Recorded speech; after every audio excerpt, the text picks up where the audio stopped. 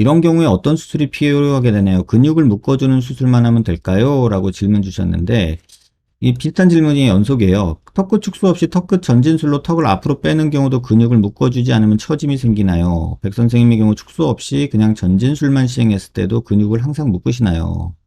예전에 제가 이 턱끝 근육 묶기에 대한 얘기를 할 때 두 가지를 좀 말씀드렸는데, 턱끝 근육 묶기라는 게요.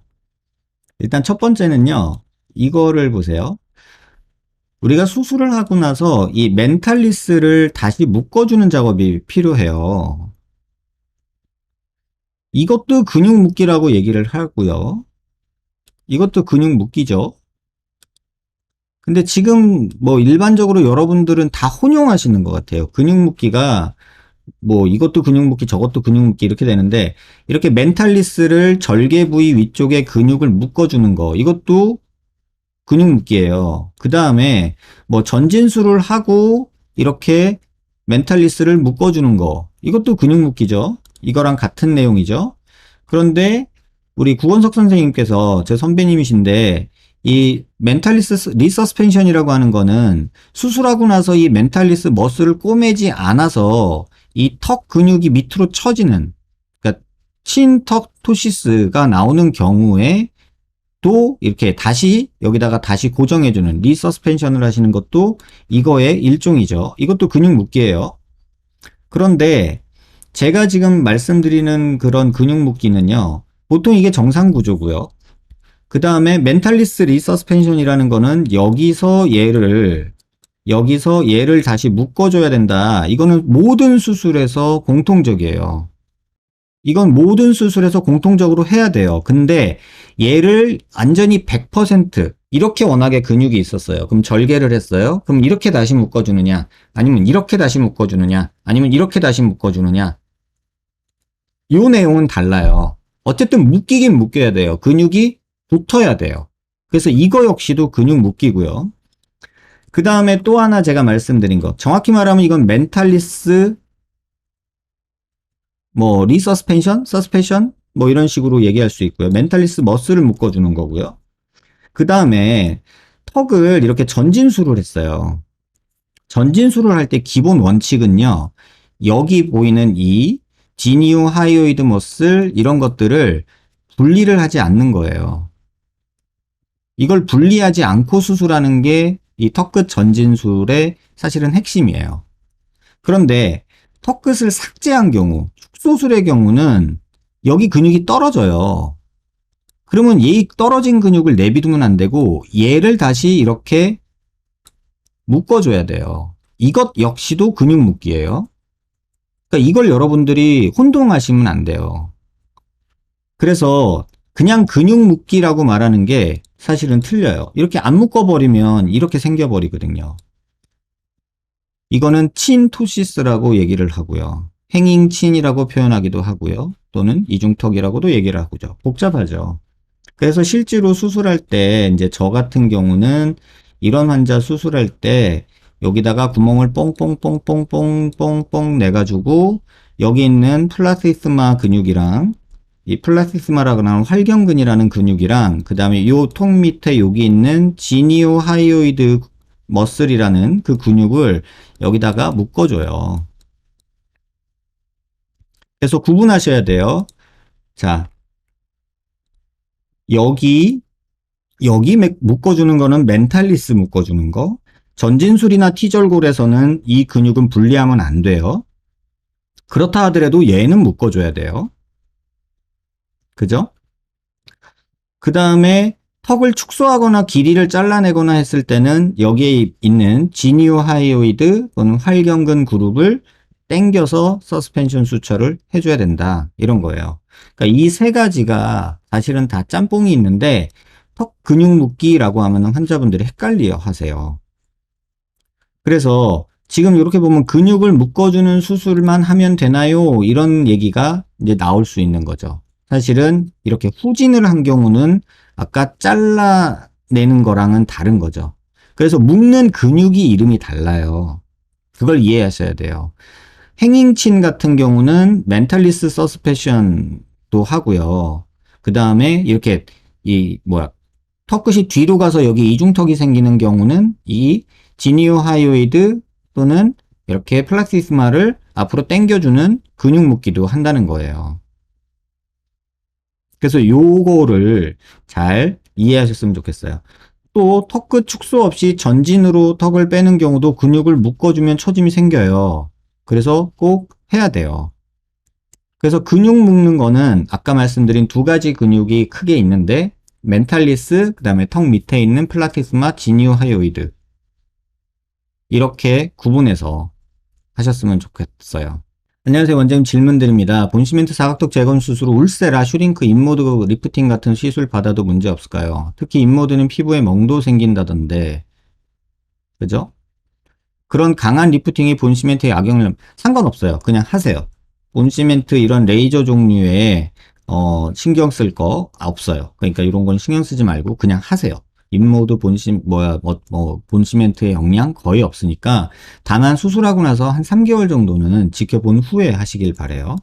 안녕하세요. 그 블로그를 잘 보았습니다. 선생님, 광대 보형물 수술은 이반절개를 통해서 하는 건가요? 대부분 다 이반절개를 하죠. 여러 이유로 이반절개가 많아. 다른 방법이 있는지, 뭐, 두피로도 할 수 있고, 귀 앞으로도 할 수 있는데, 그 흉터가 더 흉해요. 보기 싫고요. 부작용도 많고. 그래서 이반절개를 아무리 많이 했다 하더라도, 그게 더, 나은 선택이라고 저는 생각을 해요. 안녕하세요. 턱끝 축소술 후에 생긴 경미한 마녀턱이 턱끝 보톡스를 통해 시각적으로 조금 완화될 수 있을까요? 시각적으로 완화되는 마녀턱은 보톡스로는 저는 없는 것 같아요. 뭐 있다고 말씀하시는 분이 혹시 있을지 모르겠는데 저는 이거는 아닌 것 같아요. 보톡스로 만들어지는 메커니즘하고는 전혀 다른 메커니즘이에요. 그리고 이것도 자료 잔뜩 준비해 놨는데 이 질문 주신 분 조금 어, 서운하셔도 제가 죄송해요. 제가 다시 질문 주시면 제가 더 자료 많이 보여드릴게요. 어쨌든 이 영상을 제가 봤고요. 뭐 렛미인에도 나온 선생님이고 뭐 저랑 언쟁하는 병원에 뭐 소속된 선생님이라고 뭐 하시는 분 제가 뭐 방송에서도 몇 번 말씀드렸죠. 광대를 뭐 두개골에 고정한다.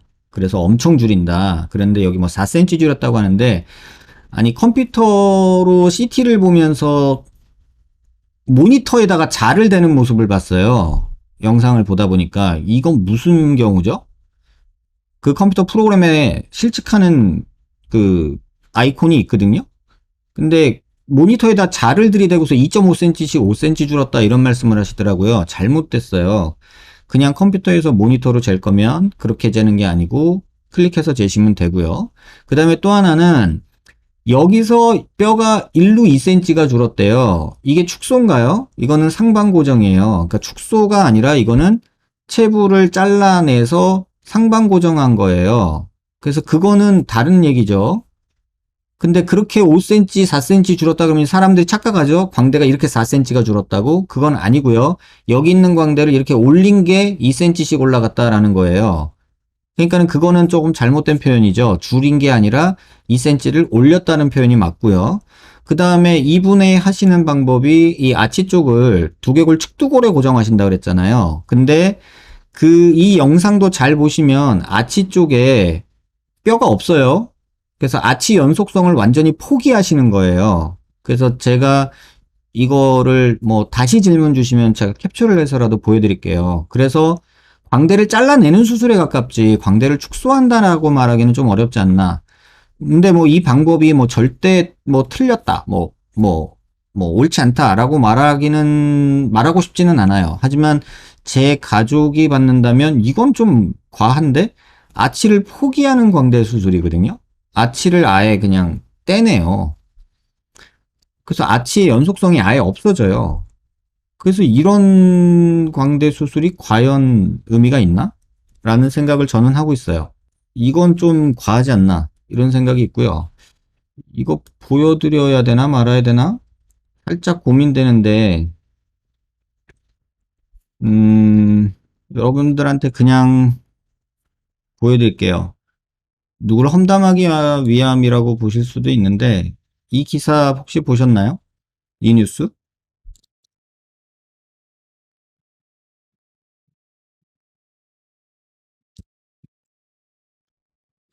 네, 그 보시면 될 것 같아요. 그분이에요. 예, 그래서,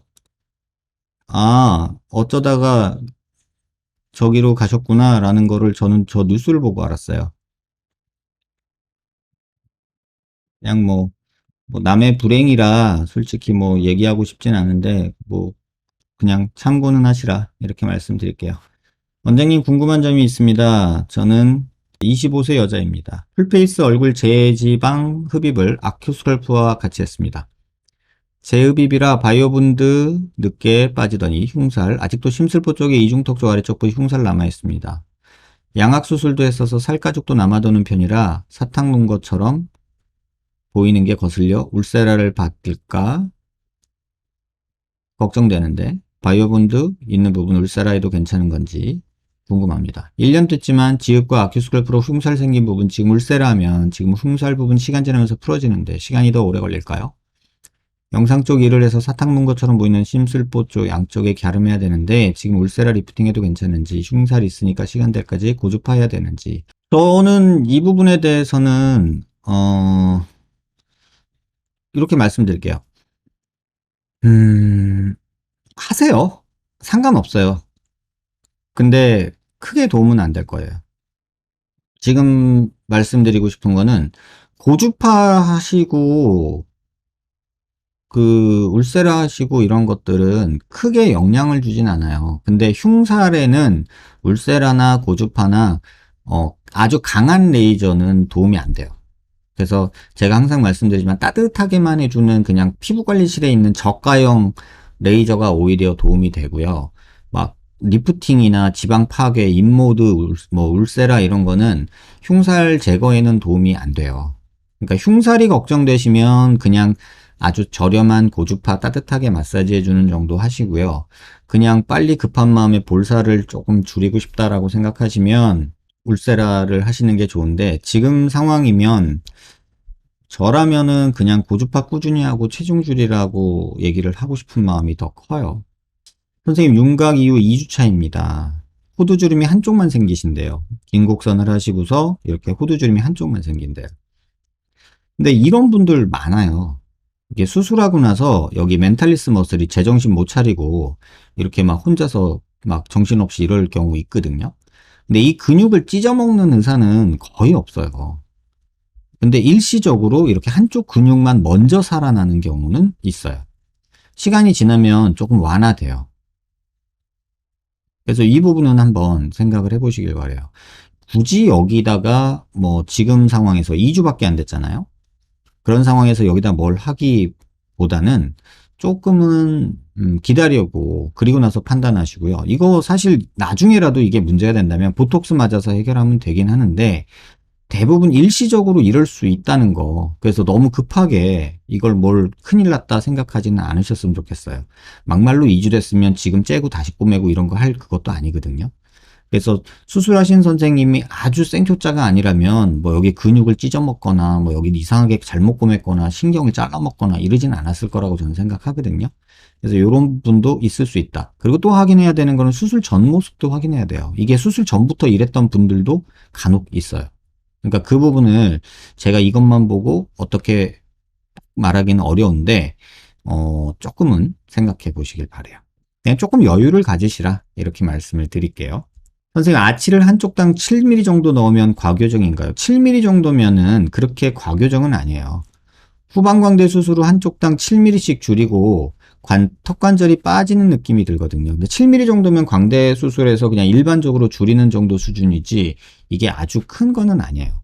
그리고 침 삼킬 때마다 이상한 소리가 나고 턱관절을 좌우로 움직이면 무언가 엄청 잡아당기는 느낌이 느껴지는데 정상인지 궁금합니다. 한 달 조금 넘었는데 선생님께 진단받을 수 있는지 문의드립니다 하셨는데 제가 예전에 제 영상에서 이거 올려드린 적이 있거든요. 한번 요거 좀 보여드릴게요.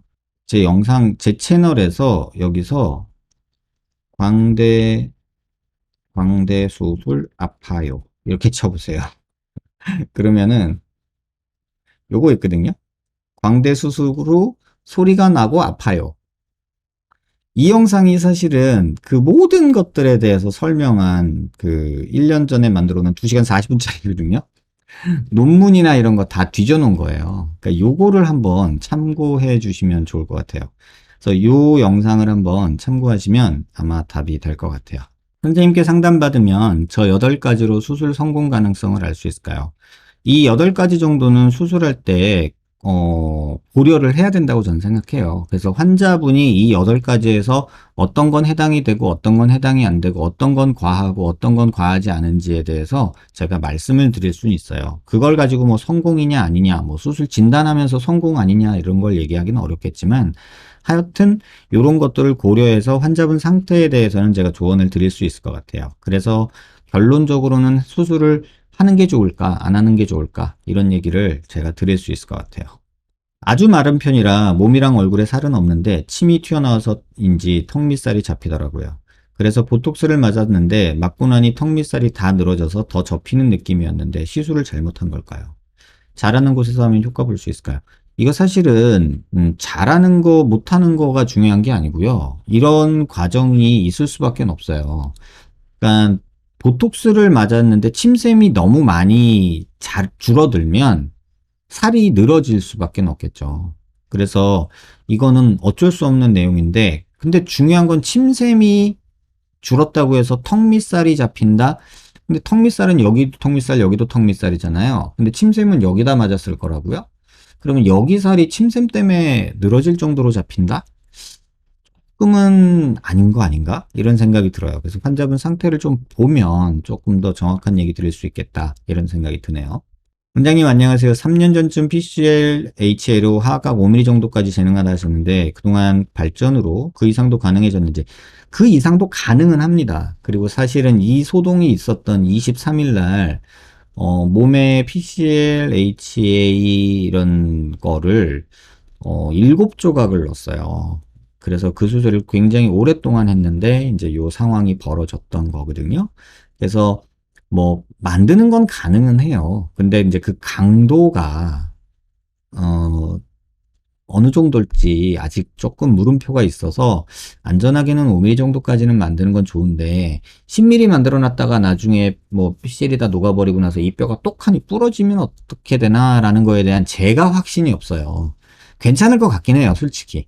근데 제가 눈으로 보고 확인하지 않아서 확신이 없어요. 그래서 아직은 조금 조심스럽게 접근한다라고 생각하시면 될 것 같고요.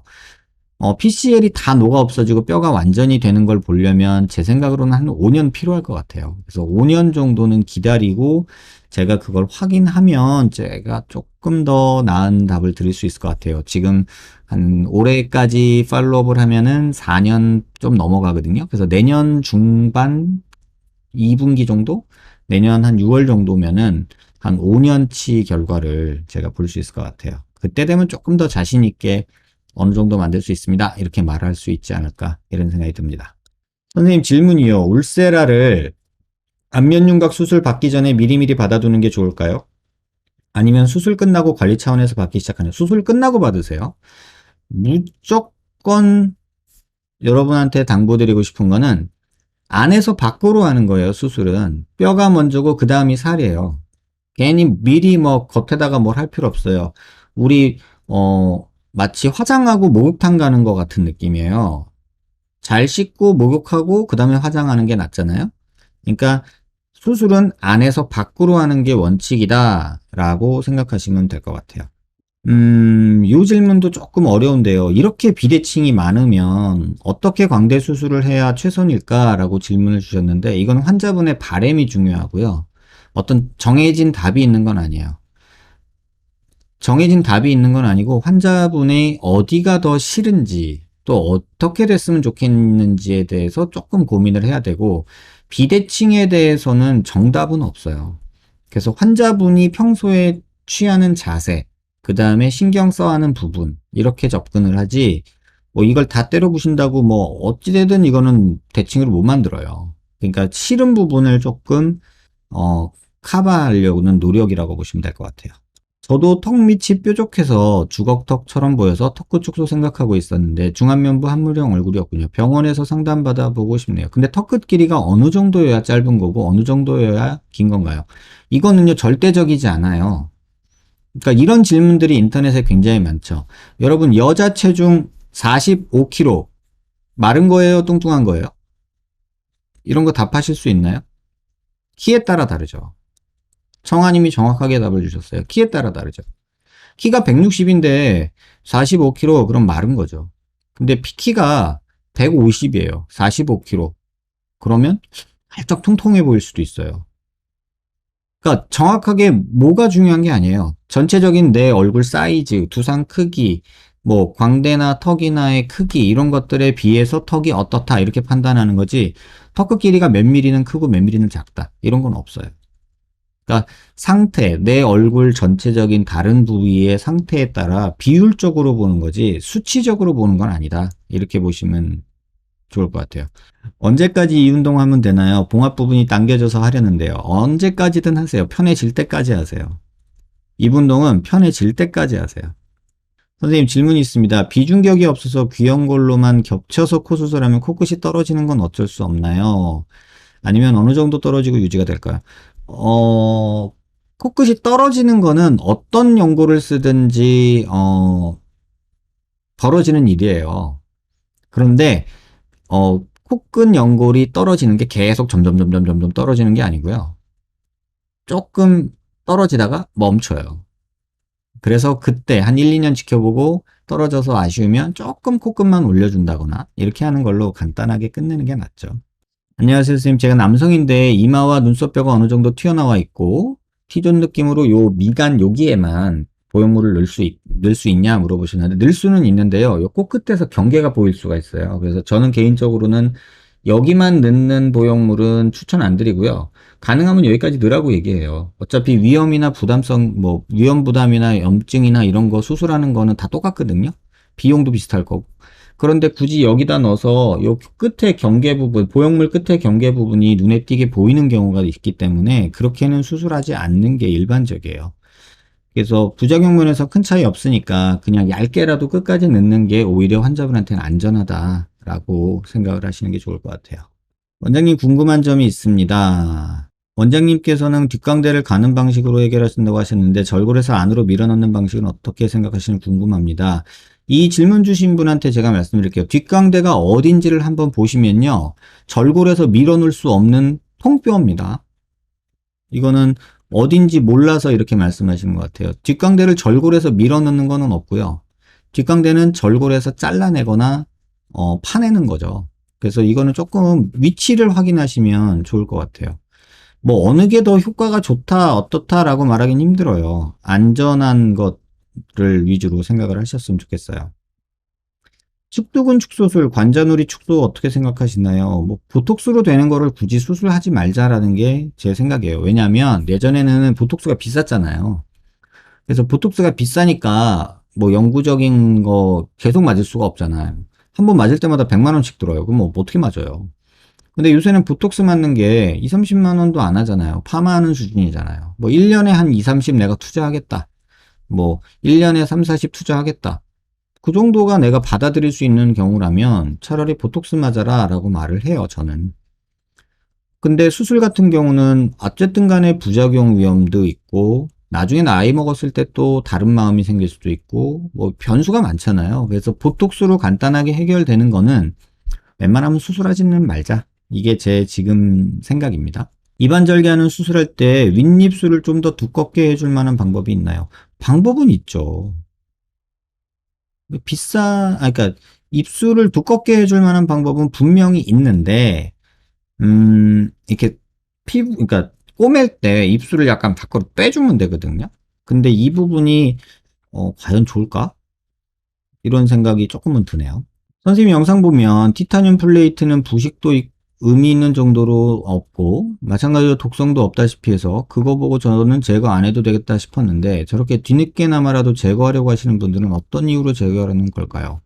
온도 차이가 많이 날 때 특히 느껴지는 금속의 이물감 이런 이유였나요? 다른 이유들이 있다면 더 알고 싶습니다. 딱히 이유 없어요. 그냥 어느 날 갑자기 이게 싫어지는 거예요. 대부분의 경우는 그런 경우예요. 뭐 엑스레이 치과 가서 엑스레이 찍었는데 보인다. 기분 나쁘다. 뭐 이런 경우가 대부분이고요. 문제가 있어서 저한테 빼러 오시는 부분은 거의 없고요. 그냥 기분이 나쁜 거예요. 내 몸에 뭐가 있는 게 싫고 엑스레이 찍었는데 보이는 게 싫은 거예요. 그 대부분이 그런 경우예요. 근데 또 간혹 아주 뭐 갑자기 아팠다. 뭐 갑자기 뭐 이렇게 만져지는 게 싫다. 뭐 이런 느낌을 가지시는 분들도 계시니까. 그 부분은 뭐 개인 차이가 조금 있긴 하죠. 하지만 대부분은 그냥 본인이 싫은 거예요. 영상과 관련 없는 댓글 죄송합니다. 이높이 코 성형하실 때 코끝을 많이 높여야 할 때 기증늑이나 자가늑을 사용하시나요? 아주 많이 높여야 되는 경우면은 늑연고를 사용합니다. 근데 기증늑연골은 지금 수급이 안 돼요. 지금 대한민국에서 기증늑연골을 거의 못 구하지 싶은데요. 그러니까 자가늑연골을 쓸 수밖에 없어요. 코로나 때문에 이, 기증늑연골이 지금 수급이 아주 꼬였다고 들었어요. 선생님, 그럼 윤곽후 처진살은 어떻게 해야 되나요? 윤곽후 처진살은 무조건 리프팅 하려고 생각하지 마시고요. 내가 뼈 삭제가 과하지 않았나라고 먼저 생각해 보시는 게 맞고요.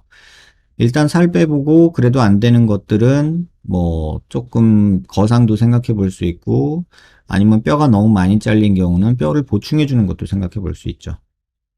지방흡입으로 매끈하게 만들 수 있나요? 이런 생각 많이들 하시는데 지방흡입으로 매끈하게 만들어지지가 않아요. 왜냐면 여기 볼록하다고 지방 빼면 여기 더 늘어지거든요.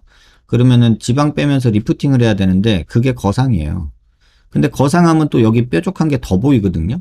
그러면은 완전히 빗살무늬 토기가 돼요. 그러면 그리고 와서 또 빗살무늬 토기 됐다고 재건하러 오시는 분이 계신데 순서가 틀렸어요. 뼈가 먼저고 그 다음에 살이 다음이에요. 그쵸? 근육이 문제가 아니라 뼈가 너무 작아서 그런 경우도 존재하니까 그 부분 함께 고려해야 된다라는 거죠. 성형수술 한 번도 안 했는데 선천적으로 뒤집어진 오메가처럼 생기는 경우도 많지는 않은데 있죠. 없진 않아요. 있어요. 어, 개인적으로는 그 탤런트 중에 그 황정음 씨 있죠? 황정음 씨. 황정음 씨가 이제 저랑 개인적으로 있어가지고 제가 이제 좀 알거든요. 근데 그 친구 턱 수술했다고 다들 생각해요. 근데 턱 수술 안 한 턱인데 이렇게 뾰족하게 턱살이 이렇게 늘어져 있어요. 그래서 그런 경우도 존재를 해요. 대부분 다 턱 수술했다고 생각하겠죠? 근데 그렇진 않아요. 선생님 질문 있습니다. 콧대를 높이는 경우와 콧대를 조금 얄쌍하게 성형하는 경우 두 가지를 나눠서 생각해 볼 때 두 경우 각각 중안면부가 넓어 보이거나 혹은 넙대대 보일 수 있는지 궁금합니다. 연말 잘 보내세요. 이 경우 뭐 콧대를 얇게 하거나 넓게 한다고 해서 얼굴이 넓어 보이거나 넙대대 보이는 건 아닌 것 같아요. 이건 개인이 보는 시각이 문제지. 이거는 누가 뭐라고 말할 건 아닌 것 같아요. 그러니까 이거는 나는 그렇게 보이는데 라고 하면 누구도 반대 못하는 내용이잖아요. 귀리사각턱 제거 시 흉터는 안 남나요? 귀 뒤에 흉터가 남아요. 근데 이 귀 뒤에 흉터가 뭐 남들한테 보여지는 곳이 아니어서 그렇지 심한 분들은 진짜 심하게 남아요. 선생님, 근데 이건 무식한 소리일 수도 있는데 그냥 호기심에 여쭤보시는 게 보형물의 맞춤 제작은 현행법상 안 되는 것을 알지만 현행법상 안 되지 않는데 두 개 이상의 보형물을 함께 사는 방법도 가능하죠. 예를 들면 경도가 강하여 침식이 많지만 가능은 해요. 접촉면에 침식에 강한 다른 제에서 형태는 실리콘으로 잡는 하이브리드 맞춤 보형물. 가능은 하겠죠. 근데 이게 허가를 따로 받아야 돼요. 허가를 따로 받아야 돼서 이거는 뭐랄까 생산성이 안 나온다 그러나? 상업성이 없다 그래야 되나? 그러니까 그런 생각은 해볼 수 있겠지만 이게 만드는 회사 입장에서는 엄청난 투자거든요. 인허가 받는데 시간도 시간이지만 돈도 꽤나 많이 드니까 그 돈을 투자할 만큼의 시장성이 없는 거죠. 그래서 이런 것들은 안 나오고 있죠. 근데 실리콘 중에 일부 이렇게 하이브리드 형식으로 나오는 게 있죠. 딱딱한 실리콘과 말랑한 실리콘을 겹쳐서 사용하는 경우는 있어요. 근데 그거는 뭐 뼈침식이 뭐 도움이 되나 안 되나? 이거는 조금은 뭐 논쟁거리가 좀 있는 것 같아요. 원장님 어딜 가나 경미한 부정교합이라 하는데 양악을 안 하고 하악만 윤곽했을 때 얼마나 만족스러울지 불만족하고 다시 양악하는 케이스가 많은지 궁금합니다. 이거 내가 어떻게 알겠어요, 여러분? 이런 질문 정말 저 환자분 어떻게 생겼는지도 모르고 뼈도 못 받고 CT도 못 받고 그런데요. 경미한 부정교합이라는 말만 듣고 하악만 하고 윤곽하고 뭐 부작용 재수술 또 해야 되는지 이거 어떻게 알겠어요, 제가. 이건 진짜 제가 답변 드리기 어렵지 않겠어요? 점집에 가도 사주는 줘야 되는데 이건 너무 저한테 준 정보가 없잖아요. 그래서 이거는 조금 제가 답변 드리기 어려운 것 같아요. 선생님, 턱끝 시옷절골로 전진 길이 연장했는데 과절제가 돼서 오메가턱이 됐는데 양쪽 패인 곳을 만지면 아랫니 치아가 시린 느낌이고 지금 아랫니도 흔들리고 아랫니 몸 감각이 없는데요. 병원에서는 자꾸 윤곽으로 치아가 흔들리는 건 없고 다른 이유 때문일 거라고 하네요. 근데 다른 이유가 전혀 없고 수술 전과 치과도 다녀왔는데 수술 후에 흔들리는 게 확실한데요. 시간이 지날수록 뭔가 더 심해지는 것 같은 느낌에 왜 이런 거고 치료할 수 있는지 궁금합니다. 치아가 흔들리다 보니 너무 불안해요. 이것도 전에 제가 한번 말씀드렸던 내용이긴 한데요. 요 그림을 잘 보셔야 되는데요. 시옷절골이라는 게 뭐 요렇게 예를 들면 했다고 칩시다. 요렇게. 그러면 요 신경을 안 다쳤죠. 신경을 안 다쳤으니까 문제가 없는 거죠. 근데 예를 들면 시옷절골을 요렇게 했다고 칩시다. 요렇게. 그럼 지금 여기 신경 다쳐 잘렸죠? 여기 신경 잘렸죠? 그럼 이 신경이 일로 가겠죠? 감각 사라지겠죠? 색깔 변하겠죠? 흔들릴 수 있어요. 그리고 이 신경, 맨디블라 인사이서 너브라고 하는데요. 이 너브 때문에 제가 턱끝 전진술을 막 열심히 시옷절골 막 이거 너무 하는 거 조금 반대하는 입장이 여기에 이 맨디블라 인사이서 너브가 닫혀서 오시는 분들이 은근히 있다는 거죠. 그리고 병원에서는 그런 경우 없다라고 하니까 환자들이 조금 많이 힘들어 하시는 것 같은데 이렇게 턱끝을 자르는 수술은 이 위험성이 따라와요. 그런데 문제는 뭐냐면 이 신경을 우리가 수술 전에 위치를 확인할 방법이 없다는 거예요. 그래서 조금 신중하자라는 게 제 입장입니다. 답이 되셨는지 모르겠네요. 네, T절골도 마찬가지고요. C절골도 마찬가지예요. 선생님 안녕하세요. 전신마취시 발생하는 악성 고혈증 기전에 대해서 알려주시면 감사하겠습니다. 성형외과에서 증상 발생 시 거의 죽는다고 보면 되나요? 이거 제가 공부를 좀 하고서 말씀드릴까 했었는데요. 지금 제가 아는 경험한 그 말리그넌트 하이퍼더미아라는 건데요. 저 대학에 있을 때 한 번 봤어요. 그래서 마취과 선생님한테 물어보니까 평생 안 만나고 싶은 최악의 마취과 환자라고 얘기를 하더라고요. 거의 사망 또는 뇌손상을 받는 경우예요. 근데 예측이 안 돼요. 이 환자가 이럴 거다라는 게.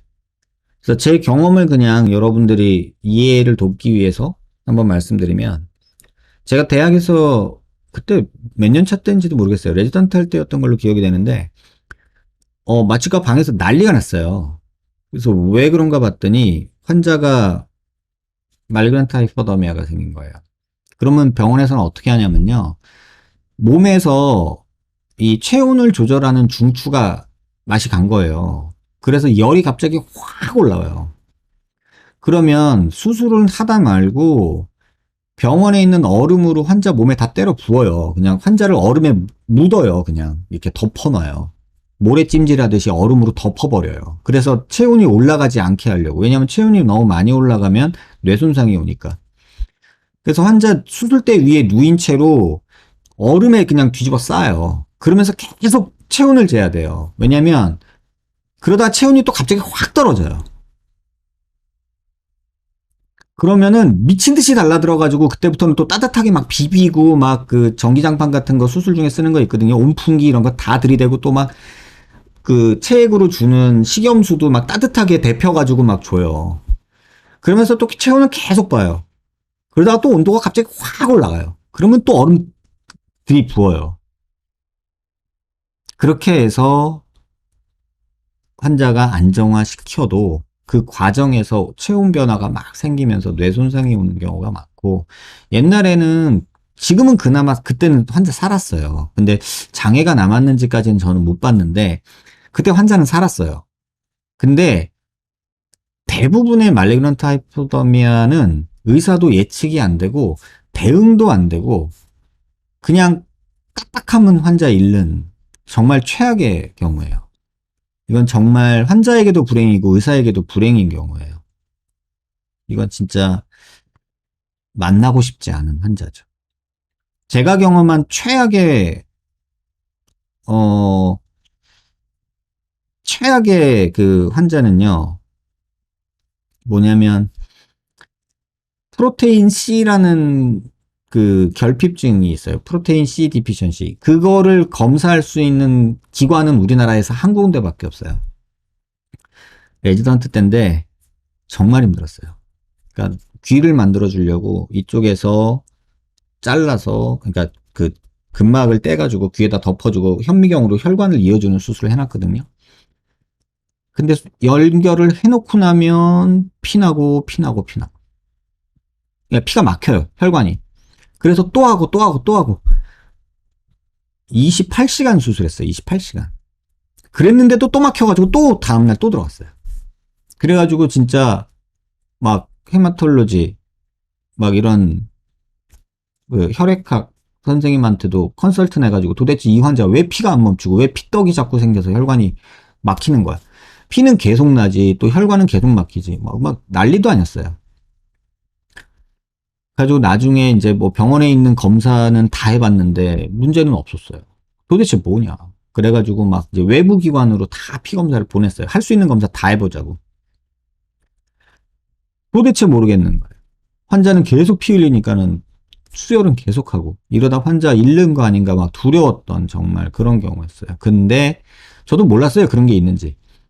근데 프로스테인 C 디피션시라고 그 우리가 혈액이 굳는데 관여하는 작은 그 하나의 코팩터라고 하는 거가 있어요. 근데 그게 선천적으로 없는 사람이 있다는 거예요. 그때 혈액내과 선생님도 자기도 처음 봤다고 얘기하시더라고요. 근데 그걸 의사들이 다 어떻게 알아요? 그거 검사할 수 있는 기관이요. 우리나라 녹십자밖에 없어요. 아니, 그걸 어떻게 검사를 해요? 알 수도 없고. 그때 느꼈어요. 와, 이건 살얼음판이고, 정말 의사들이 아무리 뭐 애쓴다고 해도 피할 수 없는 것들이 발생을 하는구나. 그런데 환자분들한테 이 얘기를 하면 이해하시나요? 멀쩡히 들어갔던 우리 아들이 죽어서 나왔다. 이렇게 얘기를 하겠죠. 근데 그것도 이해는 되는데, 의사라는 직업도 정말 어디서 폭탄이 터질지 모르는 그런 상황이 존재한다는 거죠. 아무튼 그렇습니다. 발생하면 거의 환자를 잃어요. 진짜로요. 이 일이 얼마 전에 있었죠. 모 성형외과에서. 좀 안타까운 일이에요. 환자한테도 의사한테도. 선생님, 뒷광대 갈면 회복 시간은 어떻게 될까요? 죽만 먹을 수 있나요? 아니요, 정상 식사하시고 바로 아무거나 다 하셔도 돼요. 전혀 신경 쓰지 않으셔도 돼요. 그냥 정상 식사하시면 돼요. 후에 제거 원할 때는 어떻게 하나요? 제거 원할 때는 그냥 열어서 빼면 돼요.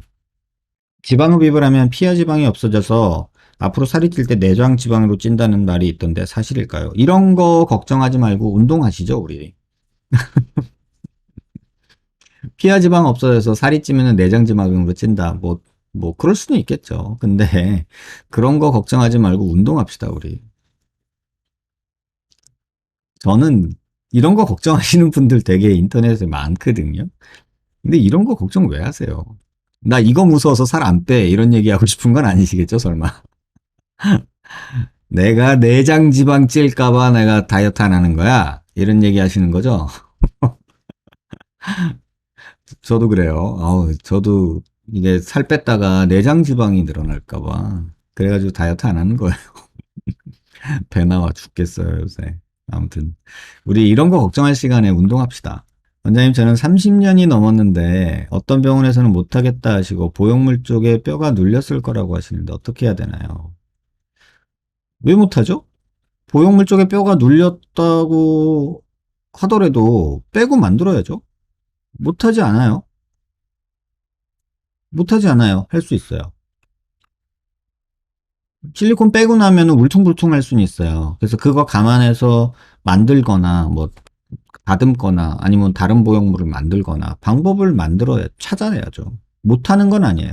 혹시 두개골뼈의 크기 자체를 축소시킬 수 있는 수술이 있나요? 얼굴 세로기 때문에 스트레스가 커서 목숨 걸고 이런 수술하면 안 되겠죠? 이런 수술이 가능해야 하겠지만 목숨 걸고 해야 되는데 우리 목숨 걸고 이런 걸 할 정도는 아니지 않을까요? 선생님, 제가 주걱턱의 부정교합으로 턱관절 장애가 있습니다. 이가리 습관도 있고요. 심한 부정교합은 아니라서 가는 병원마다 양악수술은 권하지 않는 정도고요. 전체적인 골격도 같이 봐준다는 치과에 방문해보니 왼쪽 턱관절 뼈가 많이 갈렸다고 합니다. 실제 CT로 같이 확인해보니 정상적인 느타리버섯 모양 같은 이 느타리버섯이라고 표현하시니까 또 느낌이 오네요.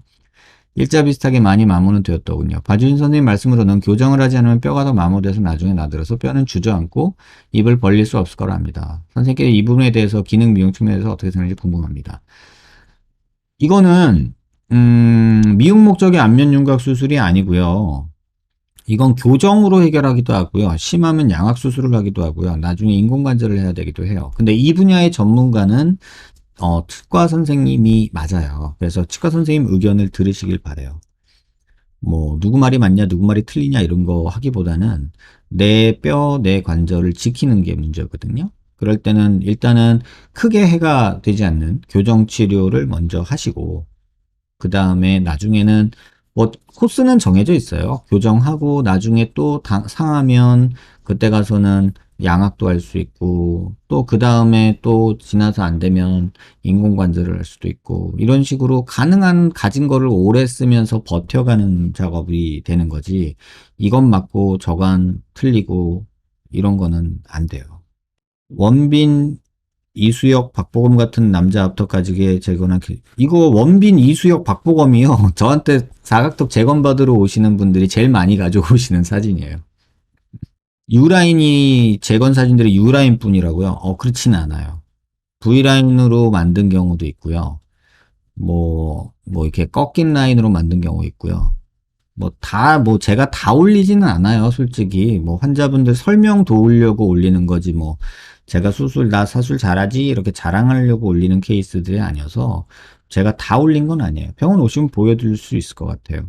원장님, 이 환자분 CT 정면에서 턱을 한쪽을 일부러 비대칭으로 재건한 거예요. 보이는 쪽에서 왼쪽 턱이 살짝 볼륨이 부족해요. 이쪽이 굉장히 많이 패여 있거든요. 그래서 이분, 일부러 그런 건 아니고요. 이쪽이 홀딱 파져 있어요. 그래서 비대칭이 너무 심해요. 이거는 과도의 문제가 아니라 광대하면서 뼈가 너무 많이 삭제돼서 그래요. 그래서 이 부분은 이제 이렇게 하고 붓기 다 빠지고 나면은 이런 부분들은 지방 같은 걸로 살짝살짝 메꿔야 되는 문제예요. 과도 문제가 아니라 광대의 문제예요. 뭐 과도 문제도 없지는 않겠죠. 비대칭이니까. 원장님, 저 하악수술한 병원에서 본시 재건을 핀으로 고정한다는데 그러면 본시의 장점이 좀 줄어드는 거 아니요? 상관은 없는데요. 근데 하악수술한 병원에서 본시 재건을 핀으로 한다고요? 그러니까 핀이 티타늄인데요. 티타늄은 무거워서 안 쓴다는 거는 티타늄을 안 만져본 사람이니까 할 수 있는 얘기고요. 근데 하악수술한 병원에서 턱 재건을 어디일까요? 이 병원 좀 알려주시면 제가 조금 조언 드릴게요. 왜냐면 지금 이런 식으로 그냥 요새 최근 들어 갑자기 좀 시도하시는 선생님들이 계시거든요. 그래서 그 부분이 조금 우려돼서 말씀드리는 거예요. 중안면부 수술 5일차입니다. 병원에서 퇴원 당시 붕대만 살짝 감아주는데 그마저 느슨해서 자꾸 풀리고 상태로 4일 보내고 드레싱 갔더니 그제서야 압박붕대를 주더라고요. 귀 앞쪽으로 시커먼 멍이 들었는데 압박붕대 계속하는 게 좋을까요? 지금은 4일, 5일 차면은 했다 풀었다 하세요. 그게 더 중요할 것 같아요. 이거 너무 크게 연연해하지 마세요. 붓기만 오래 걸리는 거지 이렇게 뭐 걱정할 정도는 아니라고 생각해요. 4일 정도면. 다만 멍이 좀 들어서 붓기 오래 가고 멍이 조금 오래 가겠다 이렇게 생각이 드는데요. 저런 경우에 근육 묶기랑 지방 흡입으로 안 된다면 다른 방법은 전혀 없는 건가요? 턱뼈를 만들어서 앞으로 빼야 되는 거고요. 근육 묶기나 지방 흡입으로 해결이 안 되는 경우예요. 그러면 주걱턱은 무슨 수술해야 되나요? 이런 경우는 턱을 조금 만들어주는 거고요. 환자마다 케이스가 다 달라요. 이게 진짜 어려운 게 요 길이가 짧은 사람이 있고 긴 사람이 있거든요. 그래서 요거에 맞춰서 어떤 사람은 앞으로 빼고 코를 빼야 되는 경우도 있고 턱을 뭐 양악해서 넣어야 되는 경우도 있고 정말 다양해요. 양악해도 똑같은 결과가 나와요. 양악해서 턱을 많이 집어넣으면 여기 이중턱이 와요.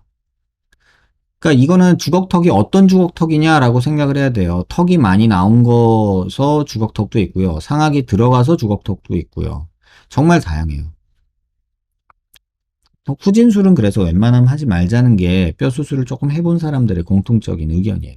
과교정돼서 축두근이 불룩한 경우엔 축두근의 보톡스가 대안일까요? 대안이 아니라 차선이죠. 어쩔 수 없이 뭐 또 수술을 하긴 그러니까 차선으로 선택하는 게 보톡스가 아닐까 합니다. 원장님, 무턱 수술 메틸 메타크릴레이트 본시멘트로 하고 것, 이게 메틸 메타크릴레이트가요. 폴리메틸 메타크릴레이트 PMMMA가 본시멘트예요. 같은 재료예요. 이마 성형 중 제일 부작용 없는 게 본시멘트 이마라고 해요. 근데 그것도 실리콘처럼 피차고 그러던데. 글쎄요, 저는 본시멘트 수술하면서 피찬 적이 없어가지고, 이거는 조금 다른 얘기인 거 아닐까 싶어요. 그리고 메틸 본드, 메틸 메타크릴레이트, 메타크릴레이트, PMMA, 본시멘트, 다 같은 말입니다. 턱끝 수술 2주 차에 도수 치료받는데 턱을 잡고 목을 우두둑 돌린 거면 턱끝이 문제가 생길 정도인가요? 글쎄요, 턱끝 수술이 2주차에 도수 치료를 턱을 잡고 왜 돌렸을까요? 뭐가 그렇게 급해서? 뼈 붙지도 않았는데. 근데 턱끝 수술 뭐 했는지 모르겠네요. 이건 한번 생각해 보세요. 이거, 뭘 했는지도 모르고, 어느 정도 힘으로 돌렸는지도 모르는데, 이걸 어떻게 제가 알까요? 근데 만약에 절골술을 하고 핀을 박은 수술이라면, 이거는 확인을 해보고 싶네요. 부루키킹님이 물어보셨는데, 연예인들 수술하면 협찬으로 해주냐고 물어보는데요. 저 연예인 수술하는 거 별로 안 좋아하고요. 기본적으로요. 연예인 수술을 한 경우는 전보다 더는 돈을 더 받아야 된다고 생각을 하고 있습니다. 근데 그럴 수는 없고요. 똑같이 받아요. 저는 무료로 연예인 수술은 해준 적이 없어요. 연예인들 수술, 뭐, 나름 해본다고 꽤 많이 했거든요. 근데 저는 무료로 해준 경우는 없습니다. 보소트 내성 생겨서 못 맞는데 교군 축소 반대라 하시면 저 같은 경우는 어떻게 해야 될까요? 조금만 기다려 보세요. 전에 보톡스 내성이 생기면 타입이 다른 보톡스가 수입이 됐었거든요. 근데 그게 수입이 언젠가부터 안 돼요. 근데 지금 내성 환자들이 꽤 많아지고 있어서 조만간에 또 수입이 되지 않을까? 이런 생각이 들어요. 그래서 내성 생기면 쓸 수 있는 차선책의 보톡스들이 지금 개발이 돼 있어요. 시장성이 없어서 수입하다 뭐 멈추고 이런 경우들이 있는데 그냥 조금 기다려 보시는 게 어떨까? 이런 생각이 드네요. 안녕하세요, 선생님. 3개월 전에 토평 칼의 왼손 엄지가 깊이 베어서 동네 외과를 갔는데 선생님께서 말씀하신 확인이 필요한 부분은 아무것도 확인하지 않고 인대 손상 없는 것 같다면서 소독 후 봉합했습니다. 그런데 현재까지 상처 부위는 아물었지만 어딘가에 닿으면 통증이 매우 심하고 찌릿찌릿하고 붓기와 열감이 있습니다. 제일 중요한 건 엄지손가락이 뒤로 펴지지 않습니다. 처음 치료한 외과 의사는 초반에 깁스를 해서 굳은 거고 천천히 풀릴 거라는데 구부리고 펴는 연습을 해도 전혀 나아지지 않고 통증과 붓기만 있습니다. 어, 지금 상태에서 제가 뭐 환자분을 본 게 아니라서 뭐라고 말하기는 어려운데요. 지금 수부 전문의 선생님을 소개를 받으셨잖아요. 수부 전문의 선생님 소개를 받으신 곳에 빨리 가셔서 이게 단순히 수술하고 이렇게 찢어지고 꼬매고 나서 흉설 생겨서 일시적으로 그런 건지 아니면 신경이 잘린 건지 인대가 잘린 건지 이걸 확인하셔야 될 것 같아요. 제가 이걸 글만으로 판단하기는 어렵고요. 조금 서둘러서 한번 가서 음, 그러니까 확인을 해보시면 좋을 것 같아요. 히알라제 맞아도 제거가 완벽히 안 되나요? 완전히 제거가 되지는 않지만 거의 다 된다고 봐야죠. 근데 히알라제를 몇 번 놔주고서 수술한 경우도 있는데 히알라제가 다 녹진 않더라고요. 그래서 조금 수술할 때 보면 짜면 나오는 그런 경우가 있더라고요. SM님, 코폭이 넓어지는 방법 있나요? 이노핏은 콧대폭이 넓어지게도, 이노핏은 콧대폭 넓어지게 가능해요. 코가 전체적으로 살짝 커지고 싶은 것도 이해하고요. 근데 코 폭이 넓어지는 거는 사실은 조금 제한이 있죠. 근데 이제 노블캣 수술할 때 코폭이 좀 넓어지거든요. 그래서 지금 SM님, 제가 누군지를 아는데, 어, 요번에 수술할 때 여기 넣을 때 코폭 조금 넓어지게 만들어 놨거든요. 그래서 붓기 빠지고 코 디자인 했으면 한다. 이렇게 말씀을 드리는 거예요. 선생님, 제가 두상이 너무 작아서 스트레스 받고 있는데 두상 성형하면 머리가 커질 수 있을까요? 어떤 외국 사이트에서 두상이 너무 작을 경우엔 두피 조직 확장술을 먼저 시행한 다음에 본심에 넣어야 효과가 좋다고 하더라고요. 혹시 여기 병원에서도 가능한지 여쭤보고 싶습니다. 이게 외국이 어딘지 모르겠는데요. 이거 저도 해본 적이 있는데 저는 웬만하면 이거 권하지 않습니다. 본인이 너무 힘들어서 음, 뭐 어쩔 수 없다 그러면 모르겠지만 권하고 싶은 수술은 아니에요. 본인 스트레스가 너무 크다면 고려는 해보겠지만 저한테 뭐 물으신다면 저는 권하지는 않을 것 같아요. 안 되는 건 아니에요. 결국에는 턱이 매끈하지 않고 뼈는 갈아서 뼈가 약해지고 의사들도 생각이 너무 다르니 함부로 자르면 안 되겠네요. 요래조래 깎아도 되는 거예요? 아니요, 안 돼요. 병원 옮길 때마다 깎으면 턱은 남아나지가 않겠죠? 어쩔 수 없어요. 그렇게 생각하시면 될 것 같아요. 원장님, 제가 눈이 자꾸 한물눈인데, 한물눈 돌출 수술을 하면 눈이 더 커질 수 있을까요? 근데 한물눈 돌출한다고 눈 튀어나와 보이는 사람 저는 못 봤어요. 돌출 눈은 눈과 눈썹 사이가 먼 경우고, 한물은 눈과 눈썹 사이가 거리가 가까운 경우가 많다고, 한물눈 눈썹 돌출 수술하면 눈과 눈썹 사이 거리도 멀어지나요? 이거 너무 생각하지 마세요. 하고 싶은 건 알겠는데, 이런 상상 속에서 만들어지는 수많은 부작용들을 생각을 하셨으면 좋겠어요. 한물론 돌출 수술 전 안 해요. 괜히 이거 하다가 시력 망가지면 장애인이 돼요. 한물론 돌출 수술 종류. 이거는 저는 안 하기를 권합니다. 제 가족이라면 도시락 싸들고 말릴 것 같아요. 선생님, 윤곽 후 처진 살은 지읍이 낫나요? 레이저 리프팅이 낫나요? 이 둘 다 하지 마시고요. 살 빼세요. 다이어트가 최고입니다. 제가 진짜 20년 정도 윤곽 수술을 지켜보고서 느낀 건데요. 윤곽 수술 후 처진 살은 지읍이나 레이저 리프팅이 난 게 아니라 다이어트가 최고입니다. 지읍이나 레이저 리프팅 제 아무리 해도 살 뺀 거 못 이깁니다. 하치조 신경 손상으로 2, 3감각에서 뉴론틴을 이렇게 먹는데 일주일이 지나도 차도가 없어 더 이상 복용하지 않고 중단했습니다. 그래서인지 어지럼증, 어눌함 증상이 생겼습니다. 점진적 중단을 하던데 혹시 일주일 복용 후 갑자기 동전에서 위증상이 나타나는 것일까요? 다시 복용하지 말고 그냥 버티세요. 그냥 버티시면 약 기운 떨어지면 좋아지지 않을까요? 이거 뭐 점진적으로 뭐 중단하라고 했다고 끊었다가 다시 먹는 거는 굳이 필요 없지 않을까 싶어요. 윤곽 3종 수술하고 전 땡기미를 안 했는데 안 하면 피부가 처지거나 살이 뼈에 다시 안 붙나요? 아니요, 붙어요. 빨리 뭐 붙고 빨리 그러니까 처지진 걸 좀 예방하는 건 있지만 이거 안 했다고 해서 뭐 이런 식으로 생각하는 거 너무 이분법적이죠.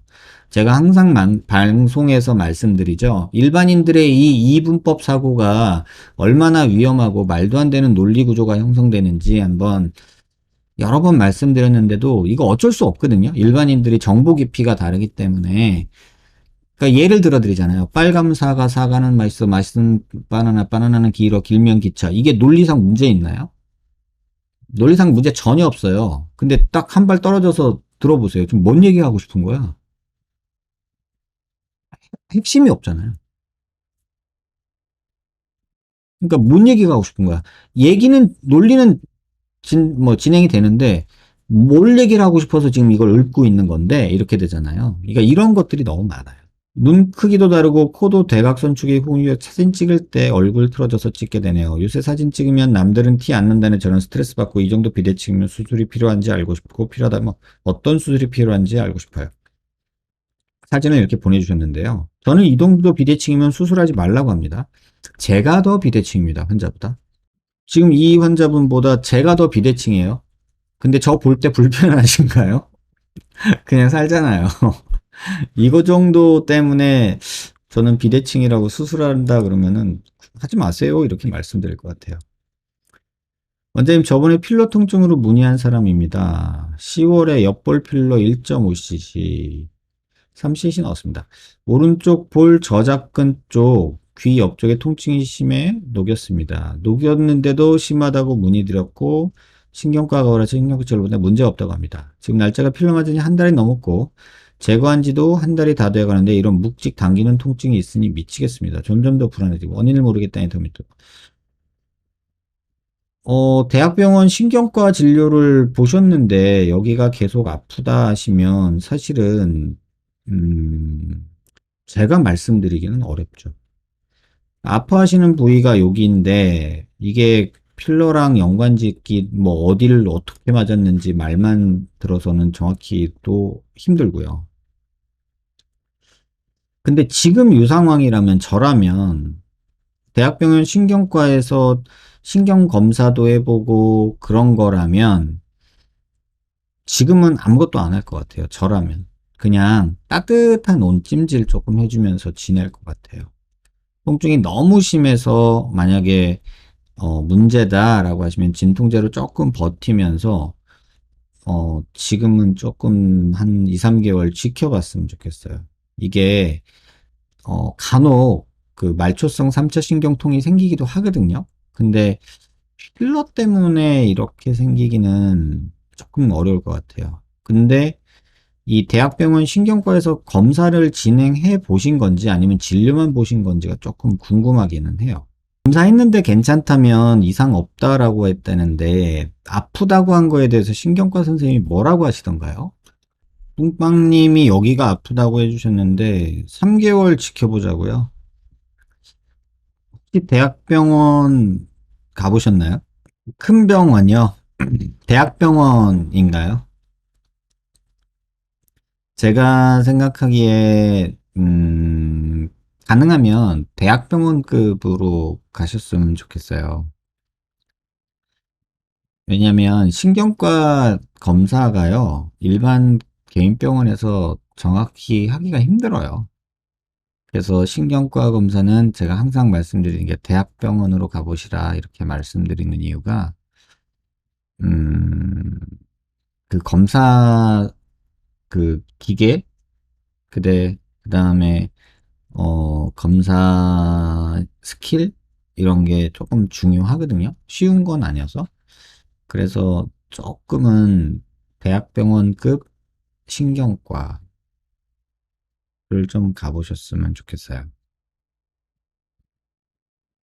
요거는 한번 참고해서 가보시고요. 저라면 그냥 조금 여유롭게 기다려 봅시다. 라고 얘기를 할 것 같아요. 따뜻하게 온찜질 하면서. 원장님 거상 관련 질문이 있습니다. 제가 이번에 궁금한 부분은 제가 뼈 수술을 몇 번 했는데 살처짐으로 거상 수술하게 되면 다른 사람에 비해 효과가 미비하거나 빨리 효과가 떨어질 수도 있을까요? 거상으로 피부를 당겨 놓으면 피부 안쪽에서 다시 서로 달라붙어 있는 건지 고정만 시켜도 달라붙어요, 일단 기본적으로. 근데 살처짐으로 거상하게 되면은 뭐 윤곽했다고 효과가 떨어지거나 그러지 않아요.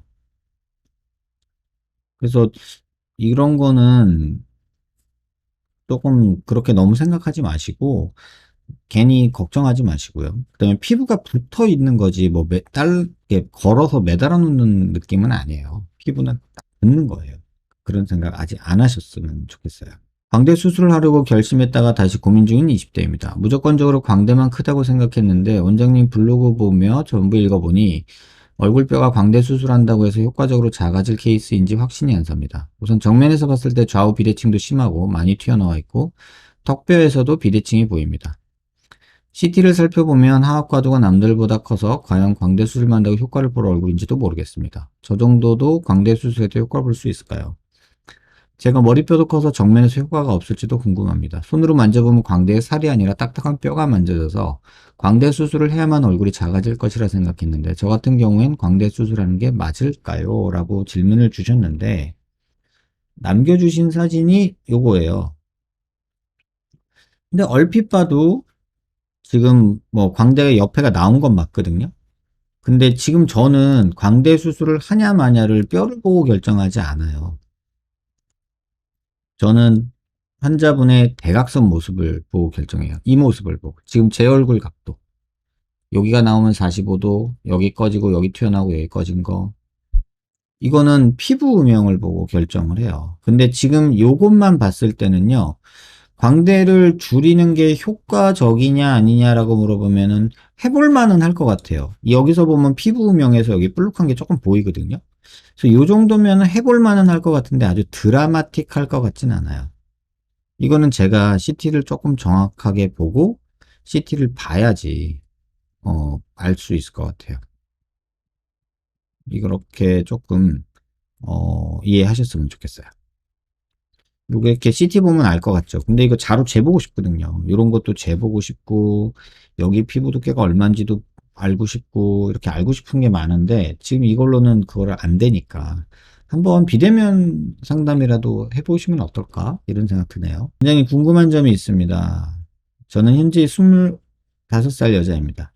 풀페이스 얼굴지 아큐스컬프 같이 했습니다. 이거 저번에 앞에서 답 드렸었죠.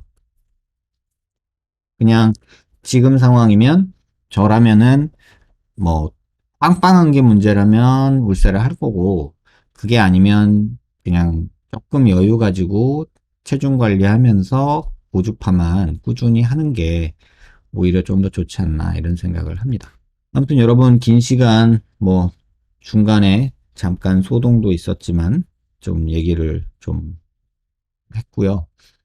작년 한 해 많은 분들이 관심 주셨고 저한테도 관심 주셔서 저도 나름 의미 있는 한 해를 보냈다고 생각을 했는데, 연말에 이제 환자분하고 트러블도 있었고 그 다음에 밤에 그 모 병원과의 그 뭐랄까 말장난도 있었고, 작년에 조금 나름 방송하면서 이제 이런 생각들이 조금 들었었죠.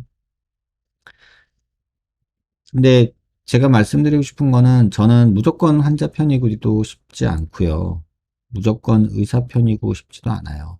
그냥 제가 아는, 제가 믿는 진실에 대해서, 사실에 대해서, 의학적인 팩트에 대해서 여러분들한테 전달드리는 거고요. 그 판단, 그 뭐 옳고 그름의 문제나 뭐 정의의 문제나 본인이 생각하는 어떤 선호도의 문제나 이런 거는 저랑 다르다 생각하시면 그냥 제 유튜브 안 보시면 되고요. 안 보시면 되고 그냥 무시하시면 돼요. 굳이 저한테 와서 아까 그 나르시스트님처럼 뭐 이렇게 하시는 건 그냥 본인 감정 배설밖에 안 되는 것 같아요.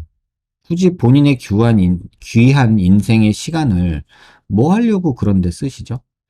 진짜 그분이, 나르시스트님이 진짜 박 원장이라면 이해가 되지만 그게 아닌다며야 저는 저런 본인 인생 낭비는 의미 없지 않을까 이런 생각이 들어요.